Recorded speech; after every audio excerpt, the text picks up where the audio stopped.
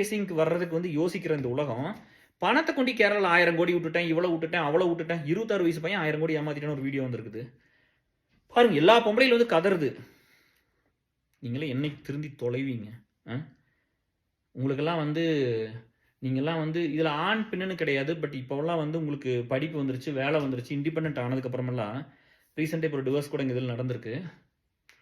நிறையா பிள்ளைகள் divorce apply பண்ணுறீங்க, நிறையா நடக்குது. ஒரு மென்னோட நேச்சருங்கிறது வேற, விமனோட நேச்சருங்கிறது பயாலஜிக்கலாகவே வேற. அதை மட்டும் படித்தாலே போதும், வாழ்க்கை புரிஞ்சிடும். சரியா? இந்த நல்ல வேலை பண்ணி இப்போ நீங்கள் ஒன்று என்ஜாய் பண்ணுறீங்களே, இப்போ ஏதோ ஒன்று வேணும் ஒன்று பண்ணி கொடுக்குறோம்ல, இந்த ஸ்ட்ரக்சர் வச்சிருக்கிறது ரொம்ப கஷ்டம். ஏன்னு கேளுங்களேன். இப்போ நம்ம வந்து எந்த மாதிரி லீடர்ஸ் உருவாக்கணும்னு நினைப்போம் சொல்லுங்கள். ஒரு நேர்மையாக இப்போ ட்ரஸ்ட் வச்சிருக்கிறோம், பணத்தை கொண்டு உள்ளே போட்டு ஏதாவது கருப்பணத்தை போட்டு வெள்ளம் மாற்றி ஏதோ பண்ண ட்ரை பண்ணலாமா டிஎஸ்? சரியா? நம்ம அதை அலோவ் பண்ணக்கூடாது இல்லையா? எத்தனை பேர் கேட்டிருப்பாங்க, கிட்டுருப்போமா? ஸோ அந்த மாதிரி நல்ல லீடர்ஸ் உள்ளே கொண்டு வரணும். ப்ளஸ் வந்து நம்ம இருக்கிற மக்களுக்கு பிரச்சனை பண்ணாமல் இருக்கணும் இல்லையா? நேர்மையாக இருக்கணும், திருடுத்தனம் இருக்கக்கூடாது, ஏமாற்றக்கூடாது, நம்பிக்கையை உடைக்கக்கூடாது. கரெக்டாக? ஜஸ்ட் பிகாஸ் ஆஃப் விமனுங்கிறனால எந்த ஆம்பளை கிட்ட வந்தாலும் க்ளோஸாக விட்டுறக்கூடாது. ஜஸ்ட் பிகாஸ் ஆஃப் மென்னுங்கிறனால எந்த பொம்பளை வந்தாலும் கிட்ட க்ளோஸாக வந்துடக்கூடாது. இல்லை, இதெல்லாம் இருக்கல டிஎஸ். ஒரு லீடராக ஒருத்தர் எஸ்டாப்ளிஷ் பண்ணுறோம்னா ஒரு இது இருக்கணும்ல.